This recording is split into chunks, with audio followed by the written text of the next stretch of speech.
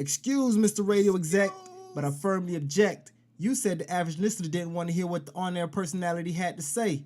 But on the contrary, they all seem to feel my way. You said the average listener only wanted the music. Well, if they only wanted the music, they would go out and buy the music. Your way of thinking is useless, so you just sit back and watch me do me.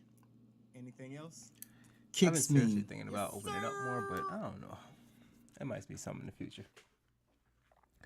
What up, hookers and gigolos? Your boy Kicks Mean. Back at it again. Another episode of Radio Don't Want Me podcast. Radio Don't Want Me podcast. Follow me on Instagram. That's Kicks Mean with 2 N's. Follow me on Twitter. I keep saying I'm gonna try to do more. Still working on it. Whatever, whatnot. What's happening? Hope everybody's having a great weekend, whatnot, whatever time you listen to this. Whenever you listen to this, I hope you're having a great day. And hopefully your day is not as shitty as mine. You know. This week. First of all, let's pray for everybody affected by Hurricane Michael. I think it's important that people come together at times like these, because everything in the world seems to be trying to divide us apart and send us on our separate ways and make everybody hate everybody. But sometimes you got to show a little compassion to your fellow man. Hopefully that goes a little further, and people up top, politicians that benefit off the backs of the American people understand that. Let's get into the fuck shit. White woman calls cops on 9-year-old black kid, accusing him of sexual assault because he brushed up against her while exiting a convenience store. I don't know if y'all seen this video on social media or anywhere or YouTube, whatever. However you may have seen this video, this shit's ridiculous. It's getting to the point where with all these Caucasian people calling cops on black people for meaningless, I'm not even going to say black people, I'm going to say minorities, because it's not just black people. Calling cops on minorities for meaningless reasons. At some point in time, I feel like the police should get tired of these things and find someone who calls them out for meaningless things. If you see the video going around of this incident where this lady is sitting at a convenience store near the register, and of course the register is near the front door. She sort of leans over the counter. There are a group of people, I guess, trying to check out. She was in a line or whatever. A mother and her 2 children try to walk out. This young black boy is carrying a rather large backpack, seems very full. And he walks out the store and it brushes up against her. And she assumed he tried to rub on her butt, I guess. And she made a big ordeal of it. And that shit, I'm not one to body shame. I don't want to body shame. I don't want to insult people. People like beauty's in the eye of the beholder. But looking at her and imagining myself as a young boy, you are not what I would want to brush up against or, whatever. You are not what I'm going to take my chances on. Ooh, I got to get me a piece of that. No, not you. Not the way you was looking. More with the fuck shit. Union County, Arkansas police are putting Nike shirts on the people that they arrest to take their mugshot pictures. Let me say that again. You get arrested in Union County, Arkansas. They're going to line you up for your mugshot picture, but first, put on this Nike t-shirt. I swear I can't make this shit up. I swear people just want to destroy each other. That's what it is. I don't understand how this is a big. Colin Kaepernick takes a knee to bring awareness to the social injustices of young minorities by the hands of police officers. And we've seen schools ban Nike products for backing Colin Kaepernick. We've seen churches ban Nike products or destroy Nike products. The shit's just...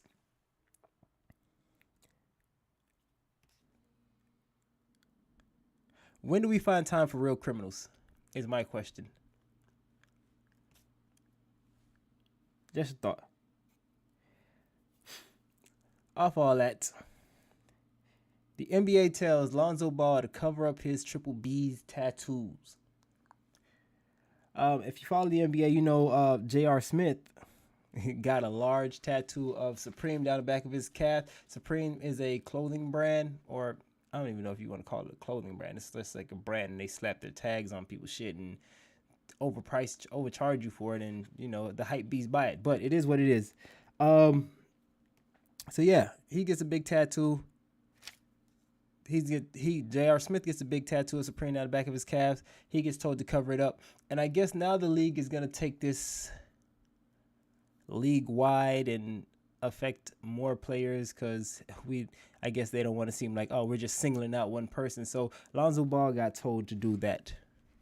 Cover up your tattoos. Am I the only one that misses LeVar Ball? I kind of miss the antics. I feel like I haven't seen him enough. All right, whatever. It's cool. Cool.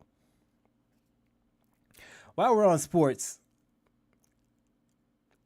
Eli Manning, it's time you demand a trade. I know you haven't been playing 100%. The fans probably feel like they want to hang you. You should demand a trade. Start fresh, start new. Your name still garners respect in the NFL. You're looking suspect in New York, though. You're looking mad suspect. You're looking like bait out there. You're getting killed. You're not making good decisions. You should really consider a trade. And before they put you on the chopping block, I suggest, Eli Manning, you demand a trade, because they're going to disrespect you if you let them do this on their own. Just my thought. Off sports.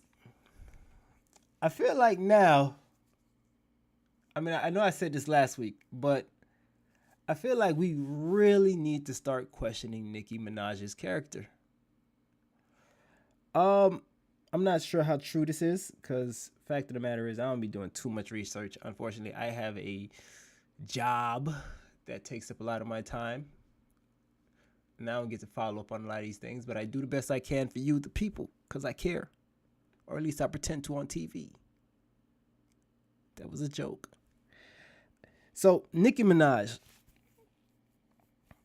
We all know Nicki Minaj has beef with, or I'm not going to say beef. Nicki Minaj and Cardi B have a very severe disagreement at this point. So what does Nicki do? She starts a brand called Nicki Stopped My Bag. I want y'all to think about this, people. She starts a brand called Nicki Stopped My Bag. Now this comes from, when you hear the term Nicki Stopped My Bag, this comes from numerous accounts of Cardi B and other female rappers saying Nicki Minaj in the background tries to keep them from doing things and suggests that people not work with certain people and whatnot. And now she starts a little brand where I guess she's selling t-shirts and bags with this term on it. I know I asked this before, but I say it again. If you knew somebody like this in real life who demonstrates the tactics or the childish behavior, I call it, that Nicki Minaj practices, would you fuck with this person in real life? I highly doubt it. Again, I have nothing against Nicki Minaj. I enjoy her music thoroughly. I'm not going to say thoroughly. Occasionally. I enjoy her music occasionally. But at some point in time, her character has to come to question.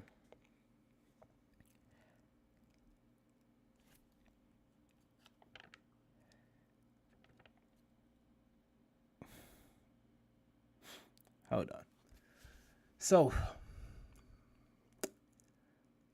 also, I don't know if you guys heard this one.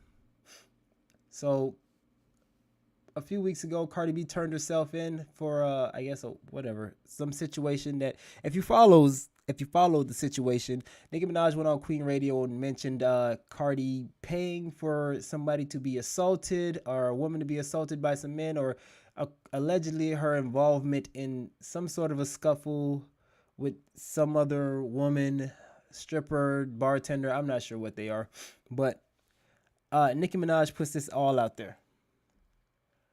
I want to say maybe about a few days to a week later, Cardi B is turning herself in for the alleged situation. Again, Nicki Minaj's character needs to be at question here. Rumor has it Nicki Minaj is paying the lawyer fees for these women who have this charge out against Cardi B.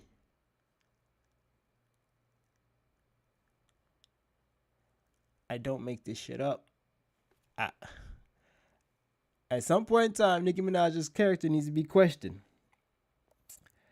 While we got Cardi B, while we're talking Cardi B, can we just...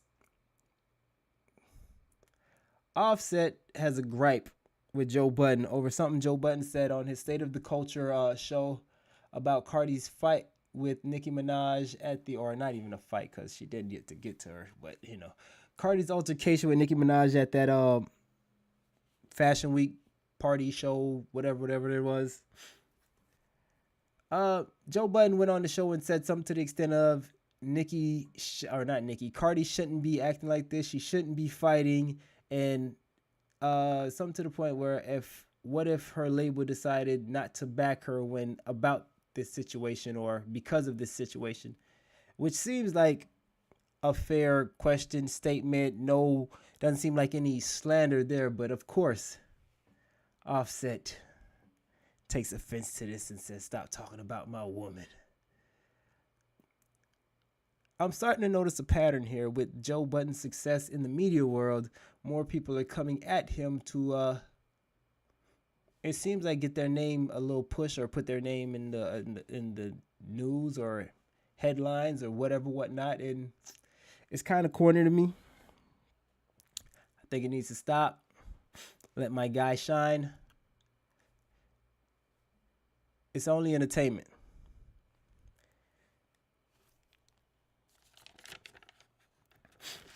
More news in hip hop. Has anybody else seen the Drake interview on LeBron James' The Shop on HBO? Where Drake explains why he did not feel the need to respond to Pusha T. How he says Pusha T went too far. Even goes as far as saying Pusha T should be punched in the face for the whole ordeal. And through it all, he doesn't really seem like Pusha was like a side topic for him. His bigger gripe was with Kanye and Kanye acting like a fuckboy, getting him to open up and tell him things and share things with him and then turn around and basically stab him in the back with the bullshit. Listen, I've been saying this for a long time, and I don't understand why people don't get this. I've seen numerous of guys or girls or people get in the industry and claim this, oh, that's my bro, they're like family and this and blah, blah, blah, and whatnot. I need you to understand, I need people to understand this, that once you get into certain circles or industries or whatnot, the people in there that seem to be your friends or colleagues, well, not even colleagues because they are colleagues, but the people that act like they're real close to you or you guys are sharing some sort of a bond, you got to take that with a grain of salt, because you got to remember the only reason they're fucking with you is because you made it this far, and it may benefit them to align with you at the moment. The minute your shit falls off, these people are not on your side anymore. So It does not benefit you to let them into your personal life, tell them all your secrets, your tidbits and whatnot, because these people don't really care for you. It's more of what you can do for them. I feel like Drake's been in the industry long enough to understand that, but clearly, hey, sometimes we got to learn the hard way, or, experience is the best teacher.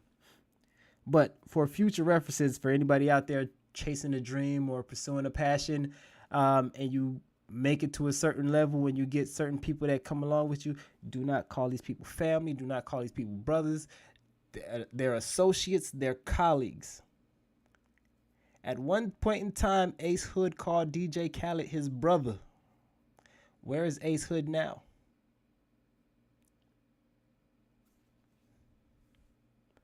Let that marinate.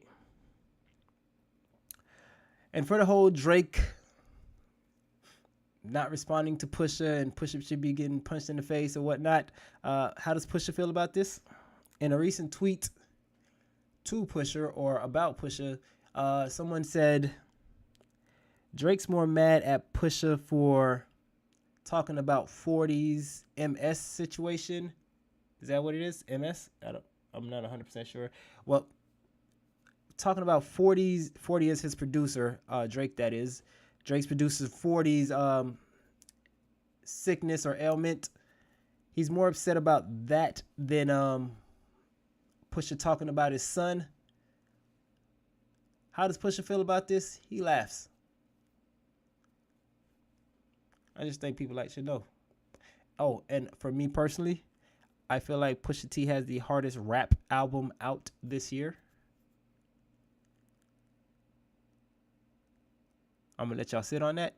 The hardest rap album out this year. Pusha T, Daytona. If you haven't heard that, go get that. I strongly suggest it.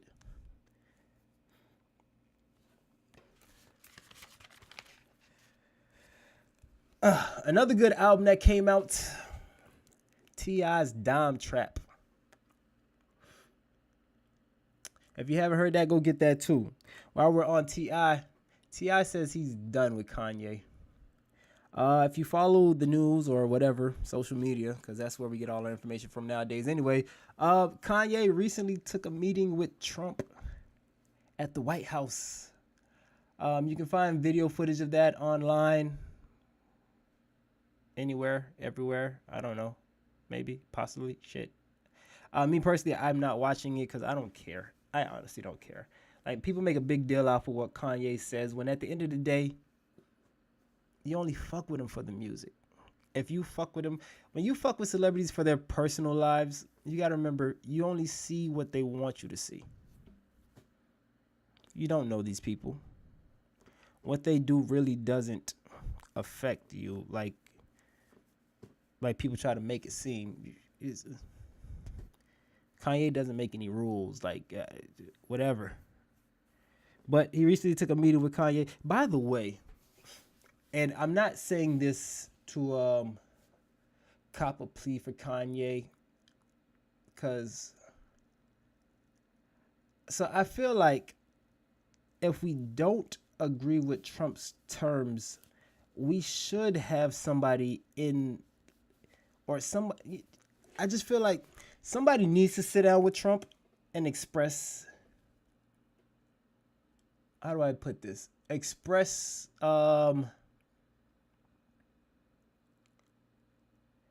the wrongs in how Trump is carrying or going about his presidency, rather than people just social media bashing him and whatnot. Like, I mean, really, honestly, I feel like that doesn't get you anywhere. And I feel like Kanye's in the right direction of wanting to sit down with this man and try to get some things across and blah, blah, blah. But I feel like Kanye may not be the guy we want to sit across from Trump and get some points across, because at this point, I mean, Kanye really seems like he's pandering to the man. Kanye does have some good points, but I don't know if again, I don't think he's the guy that we should be sitting in front of Trump and trying to get certain points across. I'm basically saying somebody should go to the White House and sit down and speak to this man, but it shouldn't be Kanye. So Kanye is on the right track. He should just probably get somebody else to do it.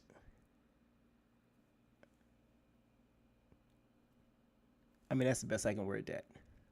But again, T.I., done with him. Said he tried long enough, put up with the bullshit, not rolling anymore. And again, T.I. has a great album out, Dime Trap. If you haven't heard it, go listen to it, stream it. I might be the only person who still says buy music. I mean, I want you to think about this. I had a hard drive with a shitload of music on it. It crashed. I lost all that music. I don't think we should be done with the CD just yet. I'm just saying. Just something to think about. Also, speaking of T.I. Dime Trap, and he raps very well on this, something has to be said about the veterans still holding it the fuck down. T.I. drops a good album. What it was, I don't know if it was last year or the year before. Jim Jones dropped a great album. Cameron dropped a great album. Jadakiss and Fabulous dropped a good album. Jay-Z dropped a good album. Something needs to be said about the veteran rappers putting out solid albums. And something needs to be said about the ones who do it to their accord. They're not trying to follow a trend. They're not doing what these new rappers are doing. They're not, they're not singing on whatever. Like, I rap. This is what I'm doing. This is how I'm doing it. I don't know why we're so caught up with the older you get, what you can't rap about anymore because you're removed. I say, listen, people say Pusha T raps about drugs all the time, every time. I say to them, you've never heard another rapper be more intricate about the way they rap about drugs. Remember that wave where everybody was a dope boy and all they said was I sold, but they couldn't give you any details, or the metaphors they used to describe this wasn't that intricate, where it was just, we know you sold drugs, you made a lot of money. You act like you never took a loss. If you've been in a dope game, you've took a loss. But none of these guys seem to highlight that point. I feel like I've never seen a rapper rap about drugs as much as Pusha T and make it sound new the way he does. Like, you can go back to his first Clips album to Daytona and it doesn't sound repetitive. It sounds fresh, refreshed, and new. And again, it's not a repeat. You know he's talking about drugs, but the way he says it is just so amazing. T.I. has been rapping about his life since day one. I'm one of those guys who has that I'm Serious album. I feel like it's one of his best projects, even though that was slept on. Amazing. Now to be at Dime Trap and he's still on that same wave, but refreshed. And granted, T.I. is a veteran and he's getting older in the game, and he does sprinkle upon that his new ventures. Because again, it is his life, but still, when he goes back and reminisces about the old days, this shit's still fucking amazing. Jim Jones put out Wasted Talent, and Jimmy is still talking that bully shit, and this shit still sounds fucking amazing. So I'm not going to be one of these guys who turns around and says our veteran rappers need to grow up and get with the times and blah, blah. No, I'm not going to say that. I want to hear that shit. I don't care. If motherfucking Arnold Schwarzenegger can make the same shoot 'em up, bang, bang movies until he's fucking 80, why can't our veteran rappers talk, hey, listen, I know I'm grown and I've been that and I did this and I'm here, but every once in a while, I'm going to give you a song about the old days because I still remember those times. That's all it is. Another thing, I've been listening to Lil Wayne's Carter 5. Mostly I've been listening to the song Used To. If you haven't heard that song on the Carter 5, go get the Carter 5, stream it, because that's what you kids like to do. You like to stream things. You don't like to buy it, but you like to stream it. Stream it, listen to the song Used To. I went from listening to that song to going back into listen to a lot of old Lil Wayne songs. What's that song called? I think it's called Ain't That a Bitch, where he says, what's the line? The chorus. What was it? What he said, the cops is watching, the streets is talking, your hoes ain't faithful, your family ain't grateful, your niggas ain't loyal, your niggas ain't lawyers, and everybody saw you, and ain't that a bitch? Oh, man. I was listening to that, I was like, oh, man, this is vintage. Oh, you gotta love. I miss gun rap. Granted, I know a few rappers still sprinkle it here and there, but I miss that gun rap. I miss when niggas would threaten you on a track. I got a stupid theory. I'm gonna share with you my stupid theory. Don't judge me on my stupid theory. I feel like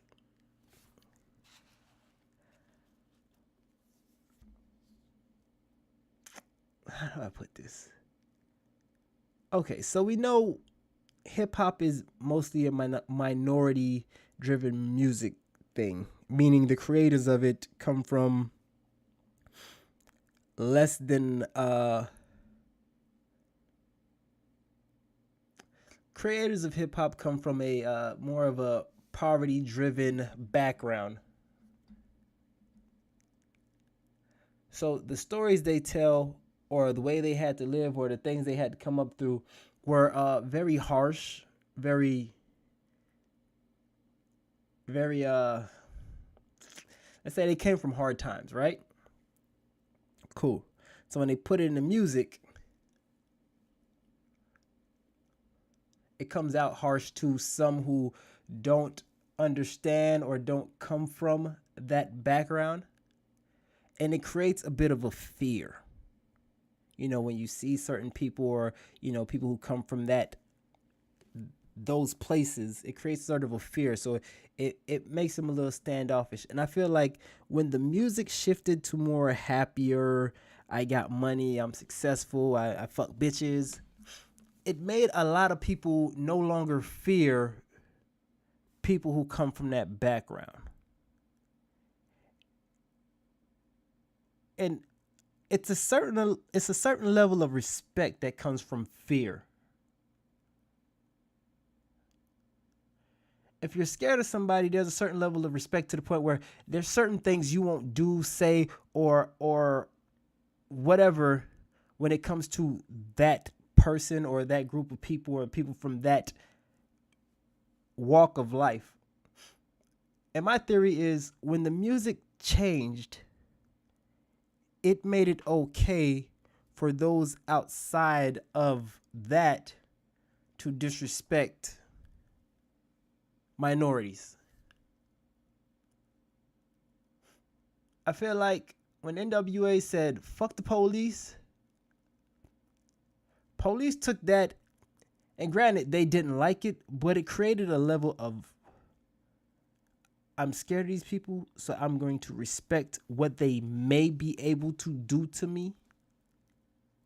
As opposed to right now, where everything's all lovey-dovey and you're living your best life. So, okay, I got no fear for you. I'm just going to go over there and step all over your shit, because you ain't going to do nothing about it. That's just a theory of mine. When the music got soft, their view upon minorities got soft too. That's just something to think about.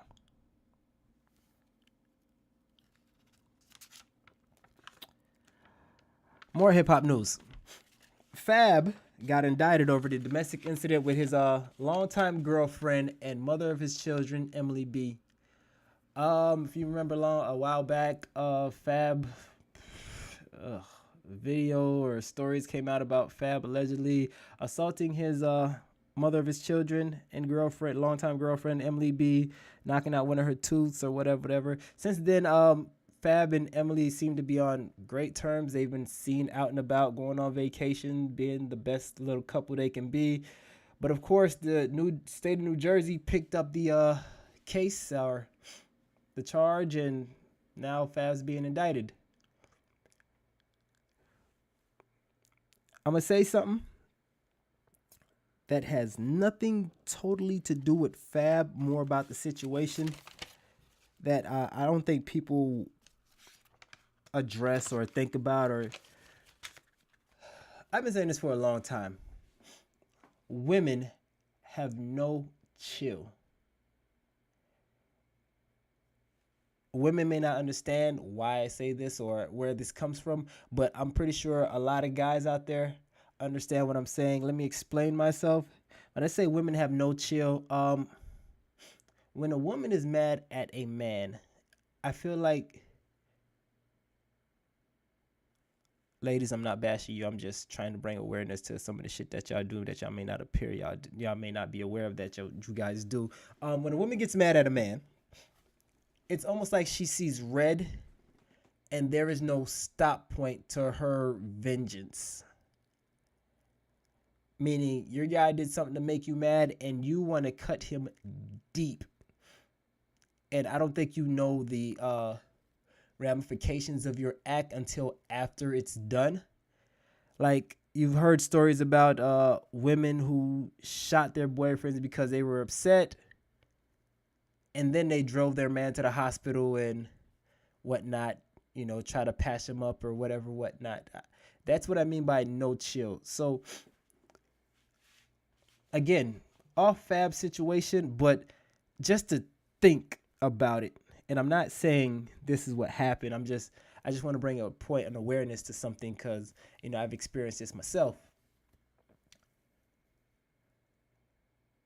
You get in an argument with your girl and she said, you say something that makes her mad and she goes off the deep end and says some of the most heinous shit or does some of the most heinous shit that she can think of because she wants you to hurt deeply. Because this is how I believe women think. Like, I need you to feel how I feel. So she does something to push your button, because every woman who's dated a man and knows that man or spent some time with that man knows what's going to push that man's button. They know. They push it. They play with the button as many times as they can. And sometimes men don't handle it well. I've been in situations where I've dealt with a woman and she did some things to make me so upset that I wanted to put my hands on her. I'm not going to. But the thought has crossed my mind because, again, women have no chill.